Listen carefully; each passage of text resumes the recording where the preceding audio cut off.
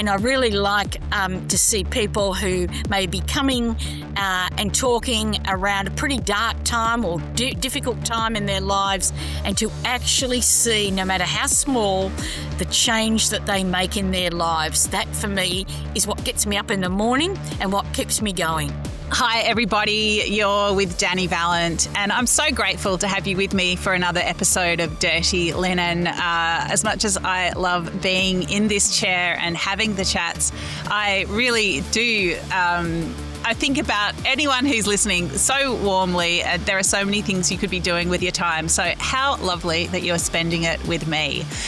Whether you are in the kitchen prepping for a shift, perhaps walking the dog, maybe you're on a run or you're in the car going to an appointment. So many things you could be doing. And yeah, it's wonderful that we are hanging out together.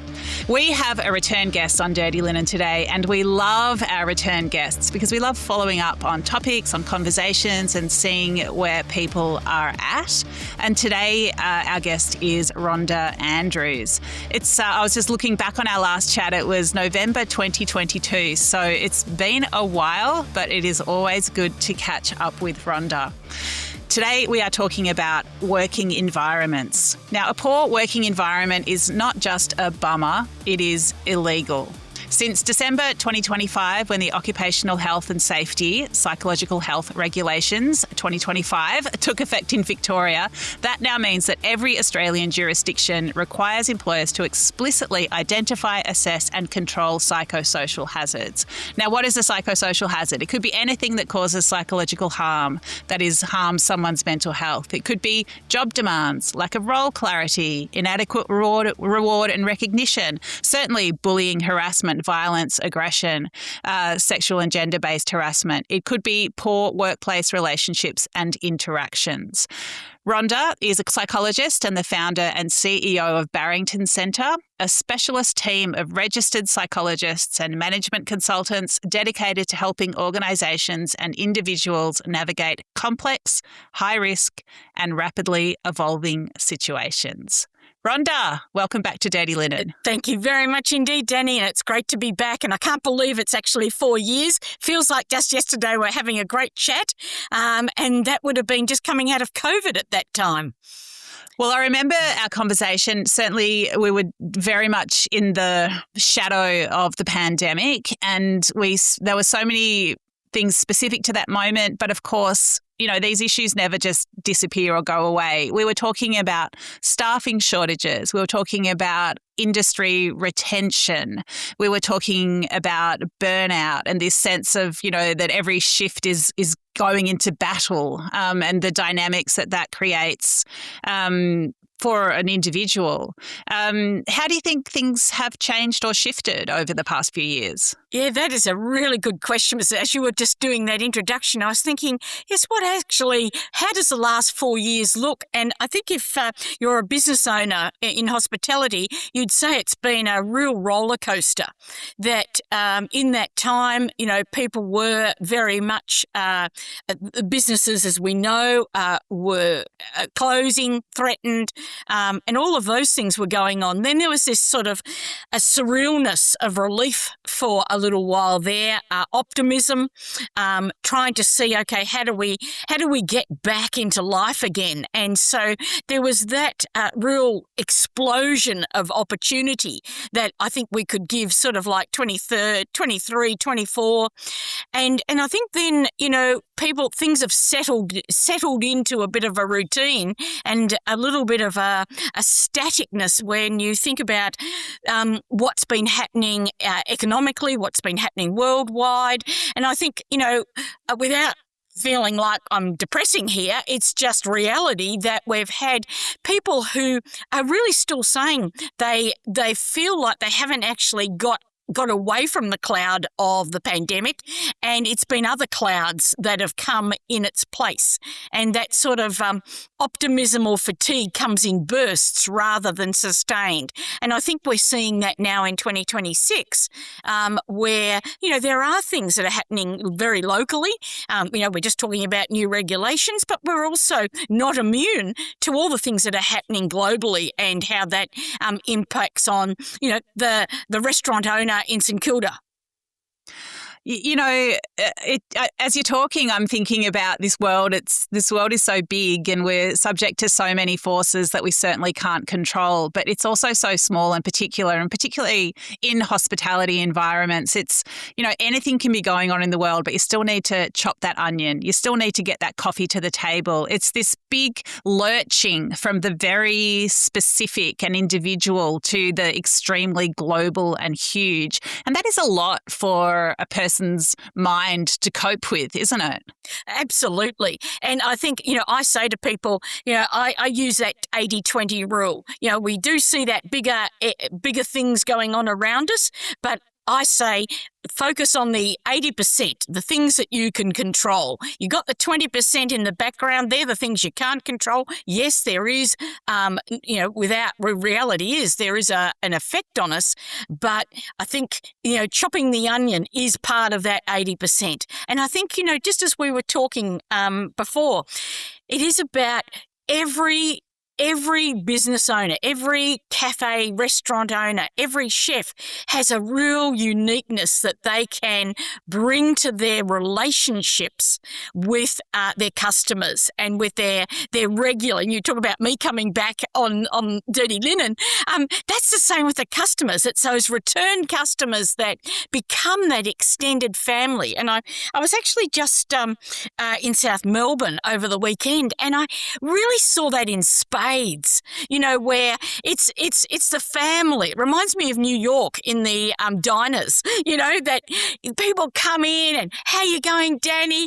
How did that meeting go on Thursday? So there's that very personal part to sharing of lives around food. And I think there's some very creative, really good relationship builders in the hospitality industry that do that so well that people feel like that family and come back not only for the gorgeous food, but come back for the comfort, the connection, and the inclusion.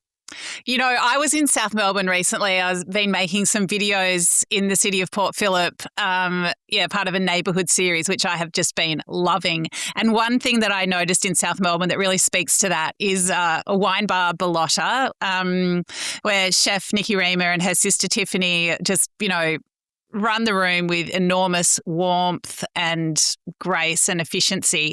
I was there on a Friday filming, and there's a table next to us who come in every Friday, always have champagne, and it's the core group, and then maybe there's some ring-ins, and you just think that is something to build a life around, this Friday lunchtime with champagne.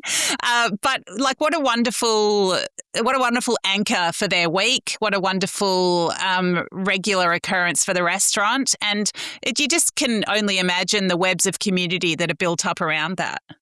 Absolutely. And to extend that a little bit, there's one group that I actually went with, and I was a bit of a ring-in, and it was a Friday night as well. And they've got this routine, pardon the French, but they say it's our Friday night and it's talk shit night. And so what they do is they get together every night. They just rotate from, they've got about 3 different restaurants they go to, and they just rotate.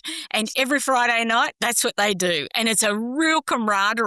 And it's a real bond that they're just there as part of their social fabric, their social circle.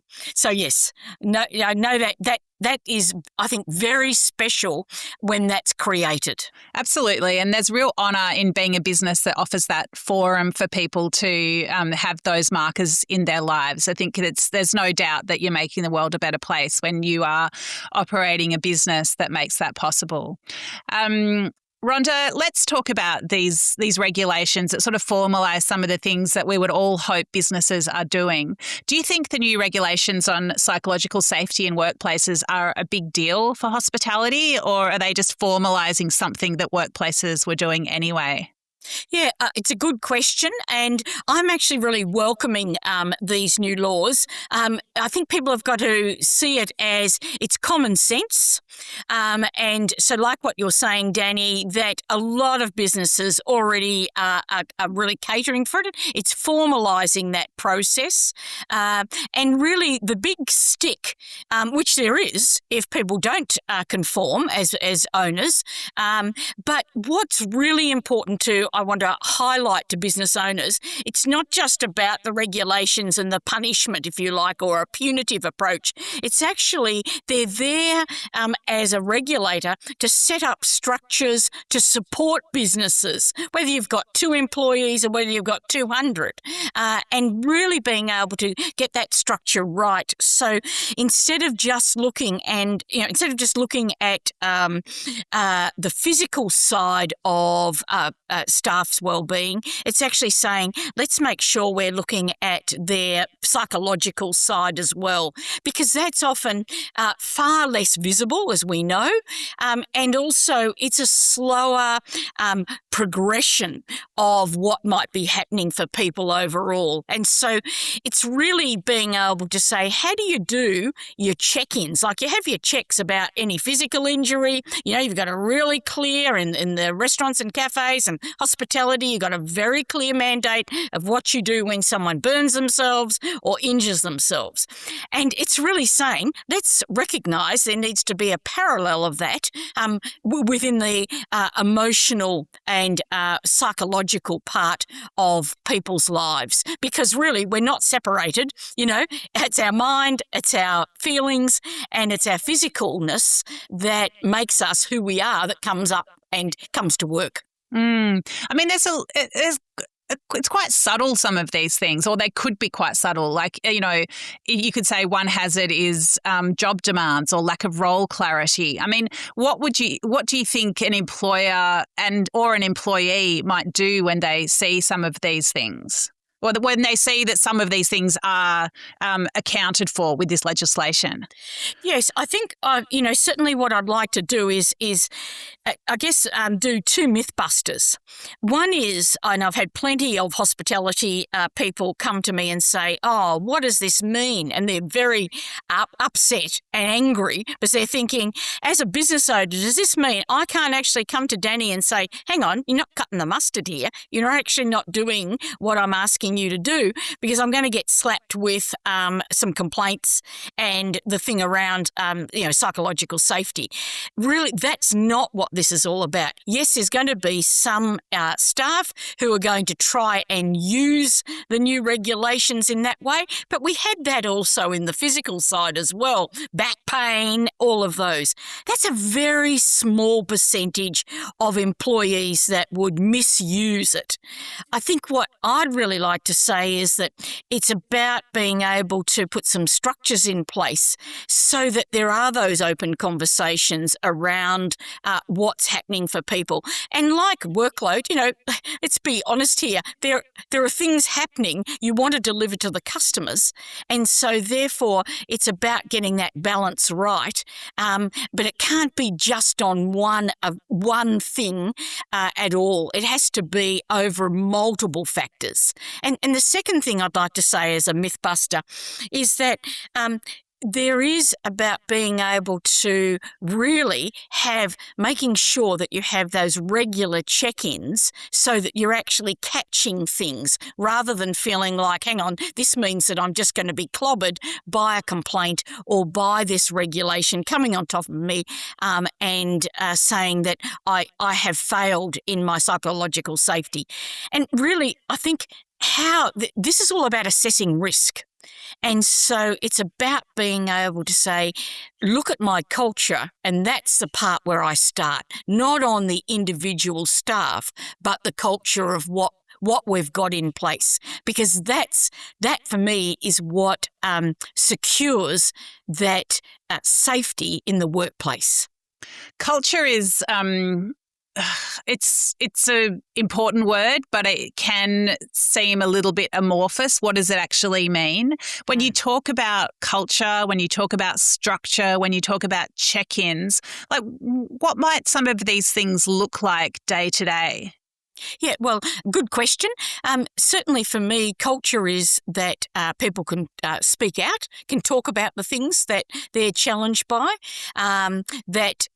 Certainly when you look at structure, it's about being able to have regular, when I call regular check-ins. So that can be, 2 minutes as people come in for shift and just saying, how you going, Dani? Anything that we need to cover off before you start. And you might say, well, yeah, the dog died. And, that is going to have an effect on you. And so there's that informality part that is really important so people are able to share what's going on. And, like we work in a number of industries and they're all what I would call high-risk industries. High risk because of the intensity of the work, the loads in the work, the rosters, all of those things. And so I think those informal check-ins are really important. And that's just a good morning, a hello, anything that's on your mind that we need to, or I can help you with, or we can speak about, so that it's going to be a good day or a good night for you. And then it's about, Dani, it is about really circling back to people on a regular basis. And it is not a one-size-fits-all. Has to be what the business is like. But there is that regular time to sit down and just say, okay, let's have a look at what's working well, what's not working well, where are your challenges, where are my challenges as a business owner, and together, how do we come up with some middle ground or come up with a solution? So it's not saying, hang on, everything on your wish list I give. It's more of saying it's a two-way street. It's what are the challenges both ways? And that's all part for me of that culture.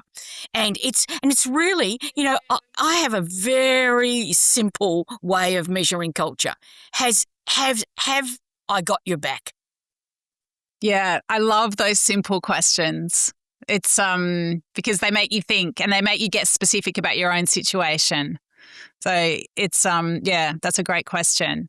Rhonda, as you mentioned, you work across a number of industries. Like, what are some of the particular vulnerabilities or strengths of hospitality? Yeah, really good question. I really see the strengths are, and it's got an Achilles heel, so just bear with me here, but the strengths are the emotional connection in hospitality. You have got it in spades, and that's something that that connection, that intensity of connection is something that is really rich and a huge strength in the industry. And you've got a lot of very, very passionate people who are, I actually relate them and people think this is pretty bizarre, but I relate them to surgeons because they are very, very particular. Look at chefs. They're very particular on their presentation, on the taste, on just the making of their of everything that they do. And so in that passion, of course, the Achilles heel is there's a threshold and there's litmus where, everything blows up. But the strength is in that connection. That's why, just when we were talking about South Melbourne, that's why there's really good owners and very good staff who can absolutely engage people, and that relationship both with the customer and with their staff shows through, and that is a warmth that's magnetic and very attractive for people to come to. And that for me is what hospitality really stands out with. It's interesting you talk about surgery because, I've heard, chefs and restaurateurs almost, I guess, diminish what they do by saying, oh, it's not brain surgery, or, or put it into perspective, like it's not brain surgery, we're not saving lives here. But when you're talking about emotional connection between humans, I mean, you kind of are saving lives because we need this. We're talking about, psychological well-being. Like, we need those connections as humans. And I think there is something, that feeling of care you get when you can see that a chef has plated something so carefully, that feeling of care that you receive when someone delivers something to you with a smile. Sure, you're not really, relieving a brain aneurysm, but you are, there's definitely some neurological benefit to those connections and those gestures of care. Exactly. Well, I was just down the Mornington Peninsula 2 weekends ago, and that exact same thing happened where this family were on a table next to us, and obviously something had happened, and then they shared it later, which they wanted to come out and be out and about with others because of a tragedy that occurred, and they were so taken by the beautiful food. They actually wanted the waitress to thank, the wait staff to thank the chef. She goes, "I'll do better than that. He can come out." And so the whole team came out and they shared how they made the dishes and everything like that. And a couple of the people in the group came up, hugged them, burst into tears and said, "You have actually made my year." And it was just like it. I got to tell you, you could have heard a pin drop in the restaurant. That's profound. And those people will talk about it, for the rest of their lives.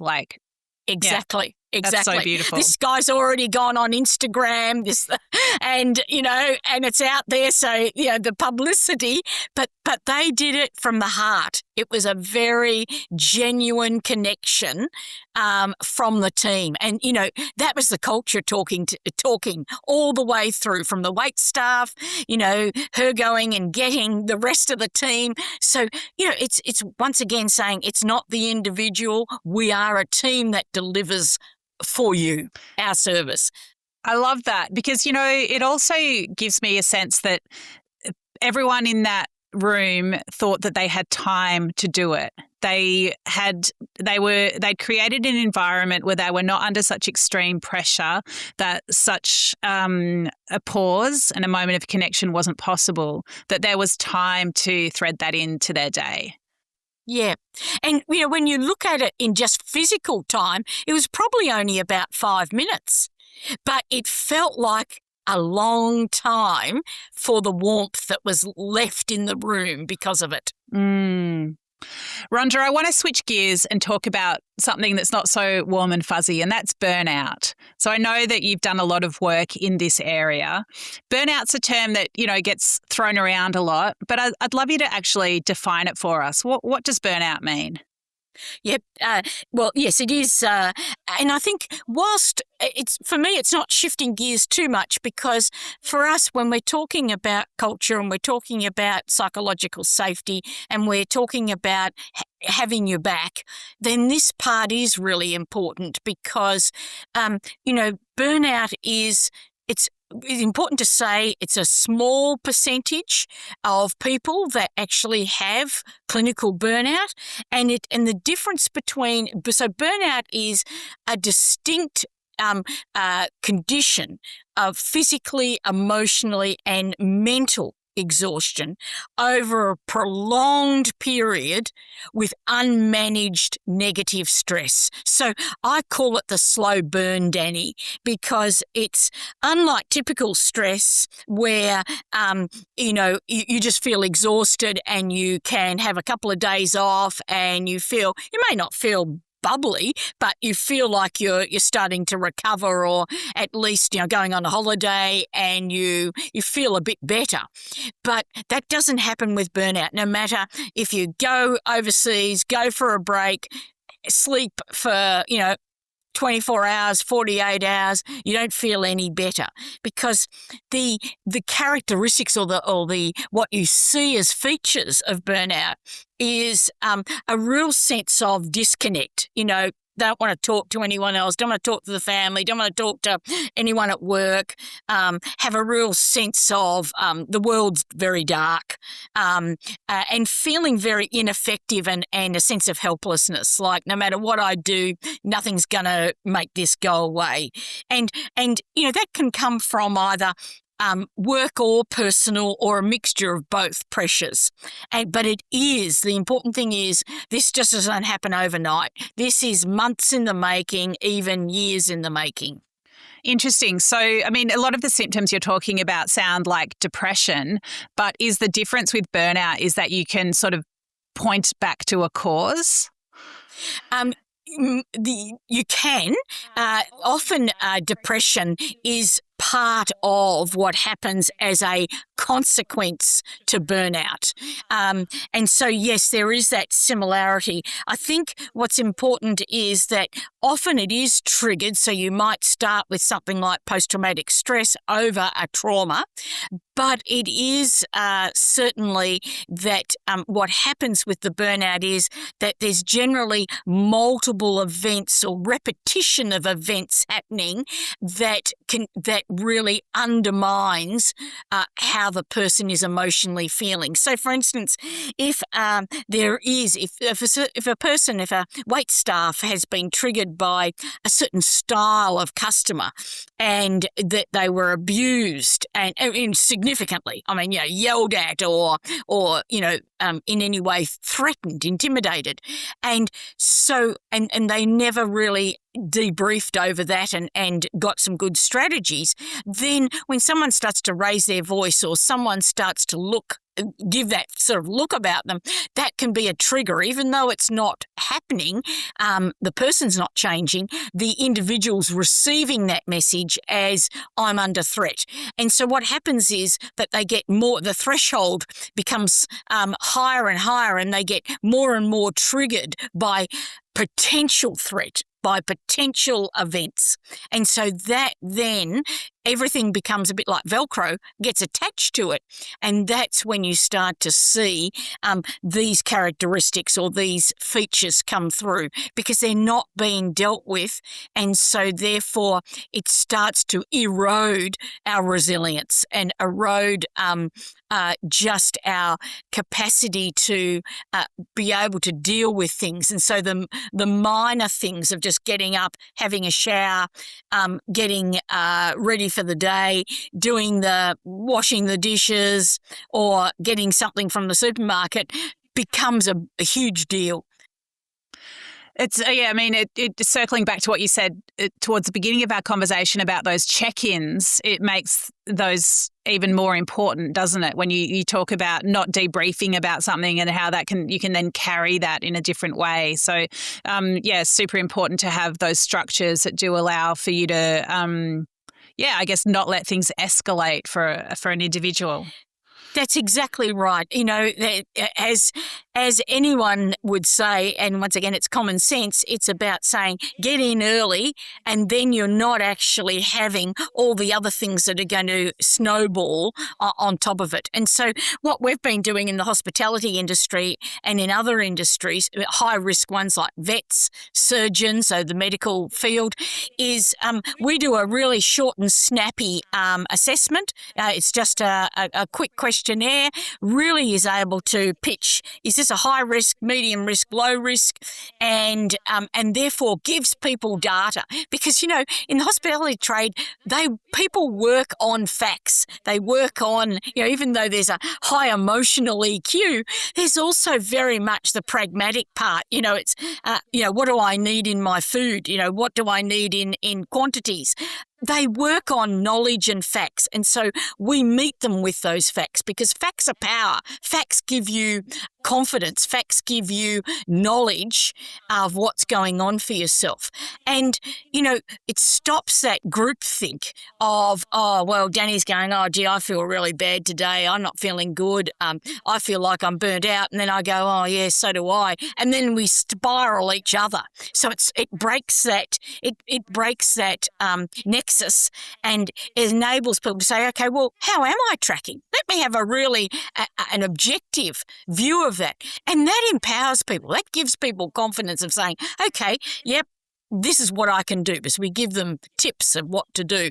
And then for the small percentage that really are at high risk, at least then we can start with the business owner and with their supervisor and themselves, be able to say, okay, what are some of the things that we can do in the short term to start to alleviate some of those pressures or some of the things that have contributed to how you're feeling. That idea of data around this side of staffing is so interesting because, I think about it, a lot of the technology that's around ordering, reservations, stock taking, that is businesses using that in such valuable ways to, cut dishes off the menu, tweak ingredients, make sure that they're in touch with their customers by email, whatever it is. But to bring this idea of data that you can use to improve your business into the psychological space is super powerful. Absolutely. Yeah, like how can people get onto this? When you say actually get onto it, can be literally and figuratively, because we have it on our website. People can just log in and they register, and so then we can do this with individuals, or we can do it with teams. And groups of staff. And it's feedback that the individuals get. So what we do is once they've done the questionnaire, they actually have some one-on-one time with one of our teams, one of our psychologists, and it's really good. It unpacks what the results are saying for that individual. And then we say, okay, this is what it's saying. What can you do about it? So they leave with a toolkit on, okay, this is my data. It's absolutely all about how I am. And we rarely, I think I've only had one in about 10,000 people who have said, I don't actually think this is me. And in the end, after the unpacking of the data, they go, yeah, I didn't really want to see that this was me. And then we give them, okay, what can they do about it in a very practical way? And so it's unique. Every person gets, if you like, their own toolkit. So as unique as it is and as individual as we all are, what are some common actions that you do tend to suggest to people? Well, I've got to say the biggest one that comes out is about connection, because that's the one that when people are feeling burnt out, that's the one they give away the quickest. And so they withdraw, they just veg out at home, they're watching Netflix, they're not going out with friends, they're perhaps not coming to work regularly, so taking a lot of days off or nights off.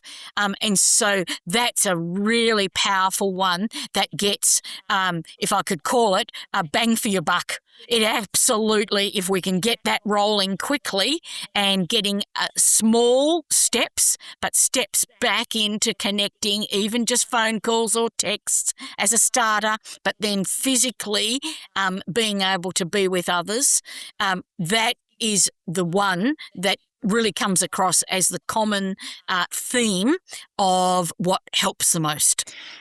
I was reading an article last night, I think it was in the New Yorker. It was about the number of words that people say in a day. So it was just this study that's been done, across decades, and just a little device that turns on for 30 minutes every now and again and just listens. And the most interesting finding was that people are saying fewer words in their day as time has gone on. And you could say, well, perhaps they're texting and that's just as good. Text communication could be super strong. But just this idea that, we're perhaps, we're out on the street, we're wondering whether to turn left or right, rather than asking someone, we look at Google Maps. Whatever it might be there, or we do self-checkout rather than chat to a checkout person. There are all these sort of incidental conversations that we don't need to have anymore. And, and it's trackable. I mean, that's one of the reasons that it's trackable in this data. But I think, that whole idea of those light touch connections that perhaps we're missing out on, and they do add up to make a difference. Or I think, in the converse, that deficit is is measurable and I'm sure has an impact as well. But yeah. And you're quite right. And if we look back at, the classic Maslow's hierarchy, part of that is all about that connection, all about that sense of security, that sense of safety from an emotional perspective. And as you said, it can be the incidental things. I jumped on a tram down St Kilda Road the other day and, classic, everyone's looking at their phones, and how the guy next to me starts to chat away, and then the person over the road over the passageway starts to chat, and in the end there's about 10 of us all talking, and everyone starts to stop looking at their phones and start to listen into the conversation. And one of the guys, when he was leaving to get off at the next stop, he goes, "That's the best tram ride I've had in a long time." And people started to clap. And, it was quite novel, really. But the energy in the tram changed completely. That insular bit, all of a sudden, people were just smiling. Like there was a change physically to people as well as the words. And a flip side of that, when you said about texting instead of speaking, I was at a food place, a dog food place the other day, and I said, could they possibly ring the other store? And the girl looked at me, probably she was about, I'd say 19. And she, all of a sudden, her face went completely grey and tears started to come down her face. And she said, "I don't use a phone. My mum rings for me." Right. Wow. I know the youngsters are not that keen to dial a number and have a chat, but that is an extreme version of it. That's really interesting. So, it's all about that connection and we all connect in different ways. So I'm not trying to have it the, cookie cutter, one size fits all, but it is about those words and speaking, the facial features, the physicalness, the data shows that is powerful and goes well beyond just the texts that occur. And, let's wrap it up with another P into hospitality, Rhonda, because that is what our restaurants and cafes and bars offer, isn't it? It is that in-person connection. It's that opportunity to be around a table or across a counter and to really be there with other humans.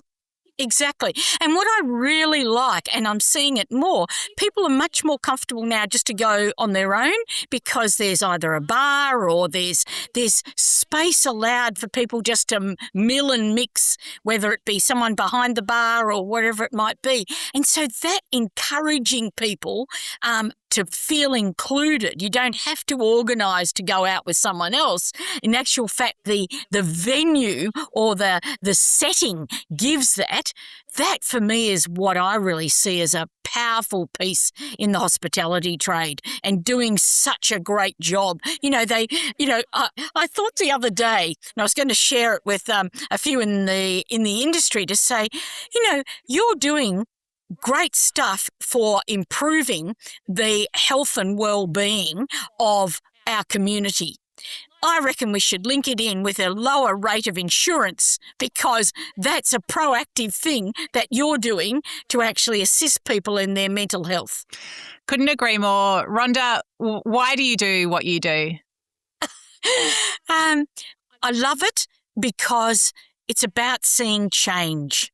And I really like to see people who may be coming and talking around a pretty dark time or difficult time in their lives and to actually see, no matter how small, the change that they make in their lives. That, for me, is what gets me up in the morning and what keeps me going.